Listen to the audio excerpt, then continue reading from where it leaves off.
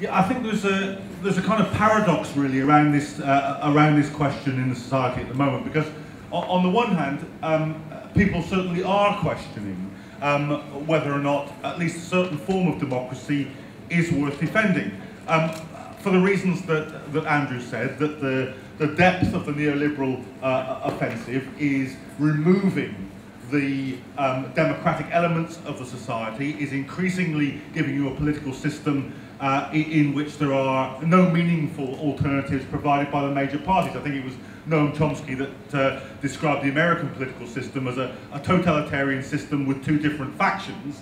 But the trouble is that a lot of Western Europe is beginning to look like that. Greece and Italy are beginning to look like that, and this is a massive force which is eroding people's participation rates in elections, never mind about their faith in the outcome of elections. And then there's a second element which I think has been very important in the last 10 years, and that is that democracy has become the ideology of war. We're in Afghanistan to teach people who haven't got democracy that they should have it, and they should have it this way, and they should have it at the end of a bomb. We're in Iraq to teach people that they aren't democratic enough, and we're going to bomb them into democracy. We're talking about doing the same to Iran. So for many, many people, a democracy is simply a facade for colonial style interventions in other people's country, and this is having a corroding effect on the whole idea. But the paradox comes from this fact, that at the same time that this has been happening, every modern revolution of any scale has been fundamentally a democratic revolution. The Arab revolutions may be pregnant with more and different outcomes, but as they stand in Egypt and Tunisia, in Yemen, in Bahrain, whether they've succeeded partially or are still fighting, they are about the desire for democracy. The same was true in the Indonesian revolution. The same was true in the fall of apartheid. The same has been true in practically every modern revolution.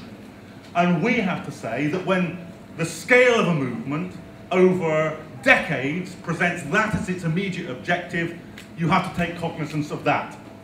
And what we have to say is, we're not defending the democracy that exists, we're fighting for a different form of democracy, for a deeper form of democracy. I think it was Hilaire Belloc that said about England, that in England, the law in its majesty allows everybody to be equal. They're equally free to dine at the Ritz or sleep under Lambeth Bridge. And we all know that economic inequality, economic exploitation undermines democracy, because in the second Labour election, the first person through the door of number 11 Downing Street was Rupert Murdoch. Now, he doesn't even able to vote in this country, but we all know that economic concentrations of power corrupt democracy. So what we're fighting for is certainly the defence of what democracy we have from people who are trying to take it away from us, but we're really fighting for a democracy which includes the ability to control the economic mechanism of the society as well as the political mechanism of the society, because that's the only real democracy that there is. And the historical word for that struggle is a struggle for socialism.